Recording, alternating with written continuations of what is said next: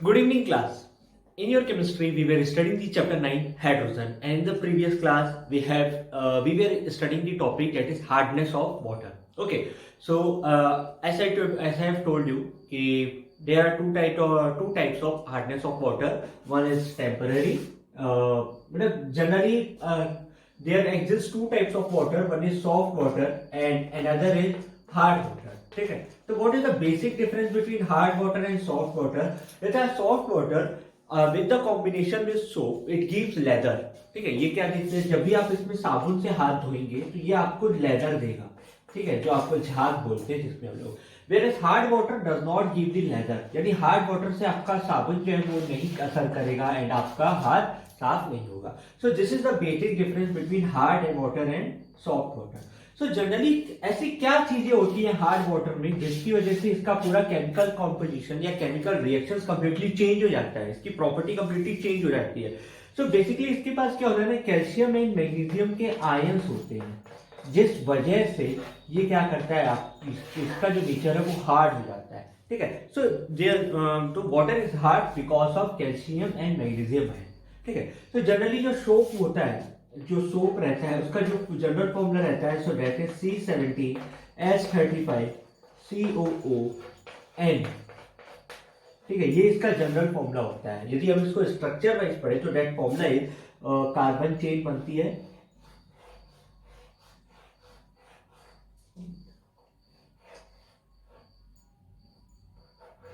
1 2 3 4 5 6 7 8 9 10 11 12 13 14 15 16 and it is 17 carbon COON. इसका structure कुछ इस तरीके से होता है. ठीक है, जिसमें से हम इसको टेल पार्ट बोलते हैं. जो ये कार्बन वाला पार्ट है इसको हम टेल पार्ट कहते हैं. ठीक है, और ये इसका हेड पार्ट कहलाता है, ये इसका हेड पार्ट कहलाता है. ठीक है. तो बेसिकली एक फॉर्म. अब जो हार्डनेस ऑफ वाटर होती है वो दो तरीके की होती है. One is temporary hardness and second is permanent hardness. तो टेम्पररी हार्डनेस मींस जैसे कि मैंने आप लोगों को बताया था कि यदि बुक के ऊपर थोड़ी सी डस्ट जम गई हो या आपकी गाड़ी के ऊपर डस्ट जम गई हो एंड आपने उसको कपड़ा मारा वो हट गया, तो that is temporary hardness. But कभी अगर क्या होता है कि कंप्लीट स्क्रैच आ जाए आपकी गाड़ी में, आपकी गाड़ी का पेंट उखड़ जाए, तो वो तो किसी द्वारा हटाया नहीं जाता है. That we have to do the chemical process कि आपको नया पेंटिंग करवाना पड़ेगा. So that is known as a permanent hardness. तो दोनों को हटाने के डिफरेंट डिफरेंट तरीके हैं. तो टेम्पररी हार्डनेस का जो फर्स्ट मेथड है हटाने का, फर्स्ट मेथड है बाय बॉइलिंग. तो during boiling the soluble MgS3SCO3 whole twice is converted into insoluble MgOH whole twice and calcium bicarbonate is converted into calcium carbonate. It is because of high solubility product of the magnesium hydroxide as compared to magnesium carbonate. MgOH whole twice is precipitated. This precipitates can be removed by filtration. यानी इसकी जो hardness रहती है, temporary hardness की जो वजह रहती है वो है carbonate ions of calcium and magnesium. ठीक है, किसकी वजह से होती है? बाइकार्बोनेट. ये जो मैग्नीशियम का जो बाइकार्बोनेट प्रेजेंट होता है वाटर में वो उसको हार्डनेस प्रोवाइड कराता है. ठीक है, लेकिन कौन सी हार्डनेस? कैल्शियम हार्डनेस प्रोवाइड कराता है. तो जब कभी भी हम इसको बॉईल करते हैं, whether we boil it we give the heat. ठीक है, जब कभी भी हम इसको हीट करते हैं so it converts into MgOH whole twice plus carbon dioxide. तो कार्बन डाइऑक्साइड गैस बन के उड़ गया. एंड सिमिलरली इसमें भी ऐसे ही होता है कि कैल्शियम कार्बोनेट ये बन जाएगा CaCO3 plus water plus carbon dioxide. तो बेसिकली क्या ये इनसॉल्युबल है वाटर में. ठीक है, जब कभी भी हम इसको बॉईल करते हैं तो breaks into the magnesium hydroxide and calcium carbonate. Its formula is, the name of the compound is magnesium bicarbonate and the formula of this compound is calcium bicarbonate. When the magnesium bicarbonate is heated, it is converted into magnesium hydroxide and carbon dioxide which is gas which is evolved out. ठीक है, gas क्या होता है? बाहर चला गया automatically. When it's in the form of calcium bicarbonate, when we heat it, it converted into calcium carbonate and water. तो magnesium carbonate क्या है कि ये सॉल्युबल इन वाटर है, तो ये नीचे सेटल डाउन होकर प्रेसिपिटेट बना देता है. ठीक है, जिसको हम इजिली क्या करते हैं, फिल्ट्रेशन के द्वारा रिमूव आउट कर सकते हैं. So this is the first method for the removal of temporary hardness, that is boiling. Second method is Clerk's method. In this method, calculated amount of lime is added to hot water. Lime आपको add करना होता है. Lime का जो formula होता है वो होता है कैल्शियम हाइड्रोक्साइड का जनरल नेम होता है and CaOH whole twice is this formula. Okay, lime water का जो नाम है वो साइंटिफिक नेम है, calcium hydroxide is general. Okay, so it precipitates of calcium carbonate and magnesium hydroxide which can be filtered out. तो यानी ये क्या करता है, कैल्शियम बाइकार्बोनेट के साथ रिएक्ट करके हमको यही देता है, ठीक है, कार्बन डाइऑक्साइड तो प्रोवाइड नहीं कराएगा बट ये देगा। एंड मैग्नीशियम बाइकार्बोनेट के साथ जब ये रिएक्ट करता है तो ये हमको कैल्शियम कार्बोनेट भी देता है और मैग्नीशियम हाइड्रोक्साइड भी देता है, यानी हमको दोनों वही कंपाउंड मिल रहे हैं जिसको हम इजीली क्या करते हैं, फिल्टर कर सकते हैं। So this are the two methods for the removal of temporary hardness of the water. Next is permanent hardness. It is due to presence of soluble salts of magnesium and calcium in the form of chloride and sulfate. तो जब कभी भी carbonate salt की बात करेगा, ठीक है, जब कभी भी कार्बोनेट सॉल्ट की बात करेगा तो वो टेम्पररी हार्डनेस है, लेकिन जब कभी भी मैग्नीशियम एंड कैल्शियम के क्लोराइड या सल्फेट आयंस रहेंगे ना, मान लो MgCl2 है, CaCl2 है, MgSO4 है, CaSO4, इस दौरान क्या रखता है इसके पास, परमानेंट हार्डनेस होती है। इस दौरान क्या होती है, परमानेंट हार्डनेस होती है। Permanent hardness is not removable, यानी परमानेंट हार्डनेस को आप फूंक मार के या समथिंग एल्स प्रोसेस करके आप नहीं हटा सकते हो, फिजिकल मेथड्स के द्वारा नहीं हटाया जा सकता है, आपको केमिकल प्रोसेस करना ही पड़ेगा। So it can be remove by following methods. Total आपको 4 मेथड दिए गए हैं। First method is treatment with washing soda. So washing soda जो होता है वो सोडियम कार्बोनेट होता है, Na2CO3। तो जब कभी भी आप इन दोनों का रिएक्शन इसके साथ करवाइए या इन दोनों का रिएक्शन इसके साथ करवाएंगे, ठीक है, तो it is giving you a compound MCO3 which is soluble, यानी वो आपको क्या देगा, कैल्शियम कार्बोनेट दे देगा, ठीक है, या मैग्नीशियम कार्बोनेट देगा। तो ये सॉल्युबल होता है जिसको हम फिल्टर आउट कर सकते हैं। And also NaCl is also form, ठीक है, तो यहाँ एंड सिमिलरली ये इसमें भी फॉर्म होता है, NaCl फॉर्म होगा इस केस में, इस केस में Na2SO4। So you have to learn the reaction, there is no other way to understand it. Next method is Calgon's method. So here is an important compound that is given to all of you, that is sodium hexametaphosphate. Okay, so sodium hexametaphosphate जो है, इसमें मैं आपको कुछ और भी समझाऊंगा, उसको आप अच्छे से समझिएगा। Sodium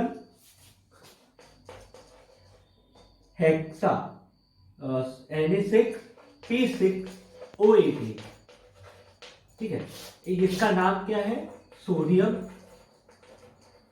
hexa Meta phosphate. Another name जो इसका है वो है कैलगॉन, ठीक है। तो ये आपके लिए एग्जामिनेशन पर्पस के लिए इंपॉर्टेंट है कि आपसे पूछा जा सकता है, write the chemical name of Calgon और write the chemical formula of Calgon. तो that is important for all of you. यहाँ भी यदि हम देखें, थोड़ा कोर्स से थोड़ा सा अलग है, चैप्टर से थोड़ा अलग है, बट रिलेटेड है, चैप्टर आपके केमिस्ट्री से बहुत रिलेटेड है। एक ऑक्सीजन को 2 इलेक्ट्रॉन चाहिए रहते हैं नियॉन की तरह इलेक्ट्रॉनिक कॉन्फ़िगरेशन, यानी अपना ऑक्टेट कंप्लीट करने के लिए। तो टोटल 18 इलेक्ट्रॉन्स को कितने चाहिए, 18 ऑक्सीजन को कितने इलेक्ट्रॉन्स चाहिए, 18 × 2 36 इलेक्ट्रॉन्स चाहिए। सोडियम 1 इलेक्ट्रॉन देता है, सोडियम कितने इलेक्ट्रॉन देता है, 1 इलेक्ट्रॉन, तो 6 सोडियम मिलकर के कितने इलेक्ट्रॉन देंगे, 6 इलेक्ट्रॉन वो दे दिए। अब बचे बाकी के 30 इलेक्ट्रॉन कौन देगा, बाकी के बचे 30 इलेक्ट्रॉन फॉस्फोरस देगा, क्योंकि केमिस्ट्री का रूल क्या बोलता है, केमिस्ट्री का रूल ये बोलता है देने वाले का नाम पहले लिखो और लेने वाले का नाम लास्ट में लिखो, ठीक है। यानी यहाँ पे लेने वाला कौन है, ऑक्सीजन है, क्योंकि oxygen second most electronegative element है, तो वो सिर्फ लेने का काम करेगा। सोडियम और फॉस्फोरस क्या करेंगे, देने का काम करेंगे।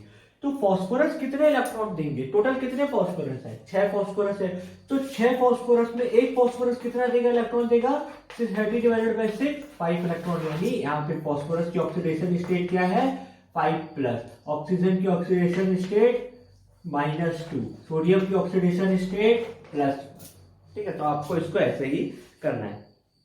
सो sodium hexametaphosphate when added to hot water the following reaction takes place. तो जब कभी भी हम इसको हार्ड वाटर में ऐड करते हैं तो ये हमको जो रिएक्शन प्रोवाइड करता है वो कुछ ऐसा है।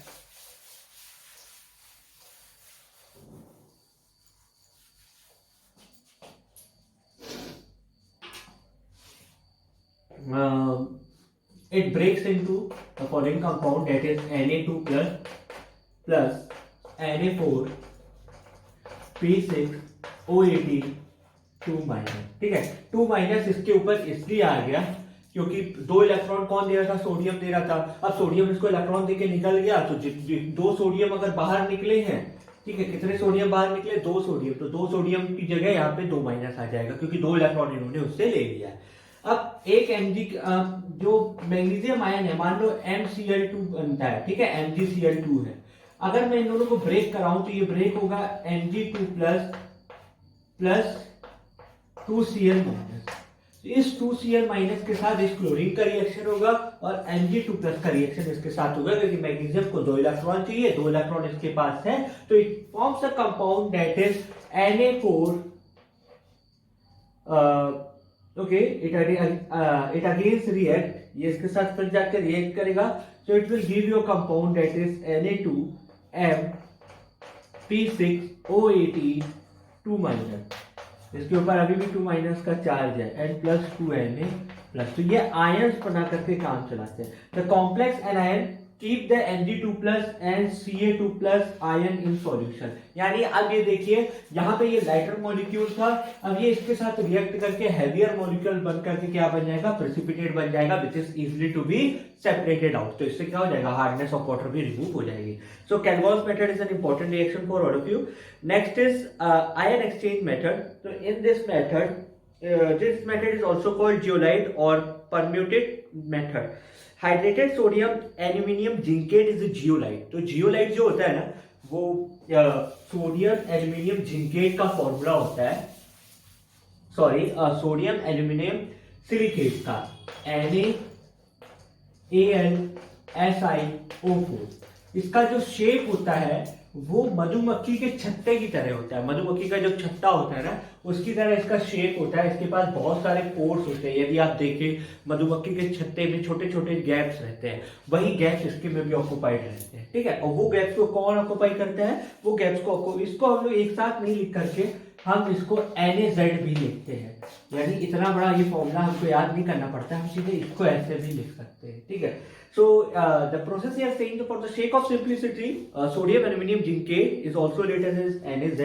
When this is added into water, exchange reactions take place. यानी NaZ का रिएक्शन जब कभी भी मैं MgCl2 के साथ कराऊं या MgSO4 या CaCl2 या CaSO4 के साथ कराऊं, so it will give you a compound that is MgZ2 आ जाएगा, ठीक है। क्यों? क्योंकि एक सोडियम एक इलेक्ट्रॉन दे रहा है, एक Mg 2 इलेक्ट्रॉन, एक Mg 2 इलेक्ट्रॉन देने की कैपेबिलिटी रखता है। यानी इस Mg के साथ 2 Z आएंगे तभी ये कंपाउंड बनेगा। जैसे कि NaCl बन रहा है, एक दे रहा है तो एक आ रहा है, MgCl2 बन रहा है, यानी 2 दे रहा है तभी ना 2 आ रहे हैं, इसलिए MgZ2। और नियम के अनुसार से NaCl अलग से निकल जाएगा। तो ये एक हैवियर कंपाउंड्स बनाते हैं, ठीक है।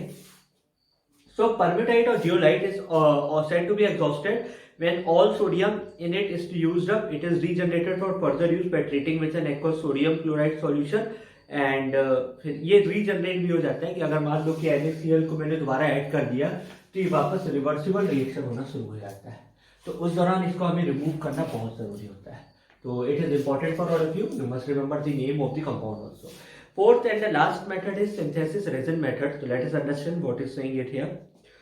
Nowadays, hard water is obtained by using synthesis cation exchanger. This method is more efficient than zeolite process. आज की डेट में जो हम लोग प्रोसेस यूज कर रहे हैं वो यही मेथड है। cation exchange resin contain large organic compounds with SO3H group and are water insoluble. Ion exchange resins RSO3H is exchanged by RNA by treating it with NaCl. The resins exchange Na plus ion with Ca2 plus or Mg2 plus ion present in hot water to make the water soft, and here R is the resins anion. तो आजकल जो process अपनाया जाता है वो organic compounds के द्वारा use किया जाता है, जो आपका चैप्टर 12 है, इंपॉर्टेंट है ऑर्गेनिक कंपाउंड्स का, ठीक है। इसमें हम लोग RSO3H का यूज करके करते हैं, जो भी आयन एक्सचेंज की तरह ही है। ये क्या करते हैं, इसका रिएक्शन NaCl के साथ करवाते हैं एंड इट फॉर्म्स RNA। ये RNA का फॉर्मेशन करता है। फर्दर जो हम लोग रिएक्शन करवाते हैं इसका MgCl2 के साथ, तो इट गिव्स यू R2Mg, ठीक है, और वह NaCl अपना बन के निकल जा रहा है, ठीक है, R2Mg है। The resins can be regenerated by adding aqueous Na3 solution NaCl, यानी इसकी तरह वापस ये रिवर्सिबल रिएक्शन भी है। Pure demineralized water free from all soluble mineral salt is obtained by passing water successively through a cation exchange and anion exchange with the OH minus formation. यानी sorry वैसे अगर हमें प्योर फॉर्म ऑफ वाटर चाहिए तो वो एक ही best method है कि हमें अगर प्योर हर आयन से फ्री अगर चाहिए तो हम उसका इलेक्ट्रोलिसिस करवाते हैं कैटायन और एनायन के प्रेजेंस में हमें करवाना रहता है। यानी आप एक बीकर अगर ऐसे लेते हैं, ऐसे अगर एक बीकर रहता है और इसमें दो अगर रॉड डाल दूं मैं, मेटेलिक रॉड, और इसमें वाटर डाल दूं, हार्ड वाटर, एंड इसके पास ऑलरेडी बहुत सारे मिनरल्स हैं, तो जब कभी मैं इसमें इलेक्ट्रिसिटी पास आउट करवाता हूँ तो ये जो वाटर है ये H प्लस और OH माइनस आयन में ब्रेक होता है। H प्लस जो है वो निगेटिव रॉड की तरफ जाएगा, OH जो है वो पॉजिटिव रॉड की तरफ जाएगा। साथ ही साथ जो सारे मिनरल्स है वो एक आध यहाँ पे पूरे एक साथ क्या हो जाते हैं, सेपरेट आउट हो जाते हैं, तो which help us to get the pure form of a water. So these are the few methods which you have to learn for the removing the hardness of water. तो as per my view temporary बहुत ही important है, and first and second method यानी washing soda and Kelgon's method आपके लिए बहुत important है।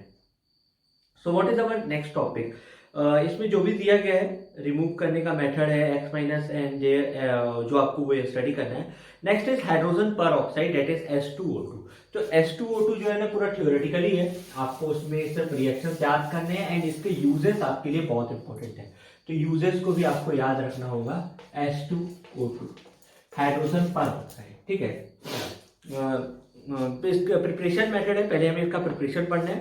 Acidifying barium पर oxide and removing excess water by evaporation under reduced pressure gives hydrogen peroxide यानी barium पर ऑक्साइड यानी BaO2 डॉट 8H2O।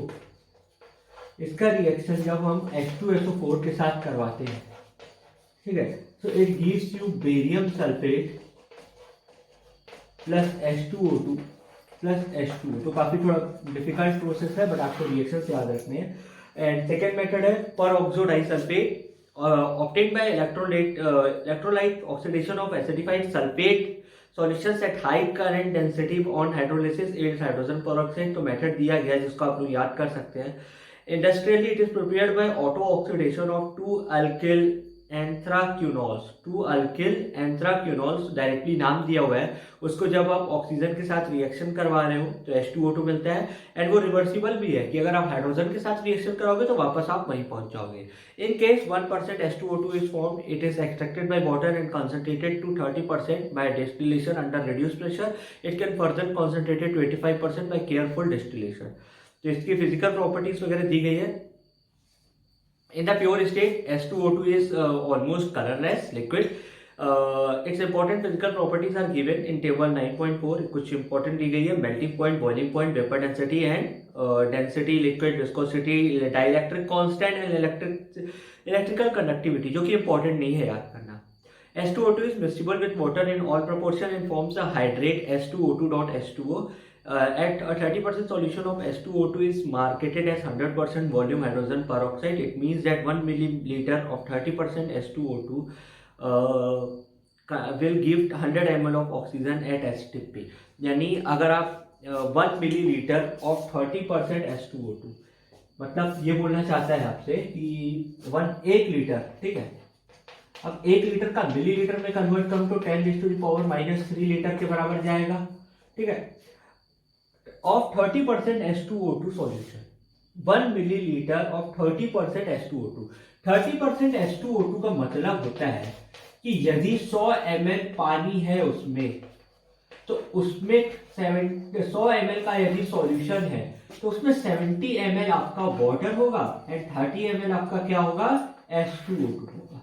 क्या होगा, H2O2 होगा। तो इसमें 30% ऑफ H2O2 बोला है, यानी 100 ml में 30 ml ये है, तो उसका अगर 30 ml का मैं 1 मिलीलीटर अगर उठा लूं तो मुझे ये 100 ml ऑफ ऑक्सीजन प्रोवाइड कराएगा। यानी ये क्या बोलना चाह रहे हैं इसमें कि एक 1 मिलीलीटर यानी 1 ml और 30% H2O2 solution will give you 100 ml of oxygen, ठीक है। Commercially marketed sample is 10 volume, which means that a sample contains 3% H2O2, यानी मार्केट में जो हमको मिलता है 10 भी लिखा रहता है, तो उसमें 3% H2O2 होता है, ठीक है. So it is asking you one question, so that we will solve in the next class. And before that, you have to learn the structure. Structure आप इसका देख लीजिएगा कैसा है. केमिकल प्रॉपर्टीज, इसके यूजेस एंड हैवी वाटर जो आपका last topic है D2, वो हम लोग कल की क्लास में क्या करेंगे, कंप्लीट कर लेंगे. And hopefully after that we will start our next chapter, that is chapter 7 equilibrium. तो चैप्टर आपके लिए थोड़ा मेमोरेबल है कि आपको याद ही करना है, इसके अलावा आपके पास कोई और ऑप्शन नहीं है.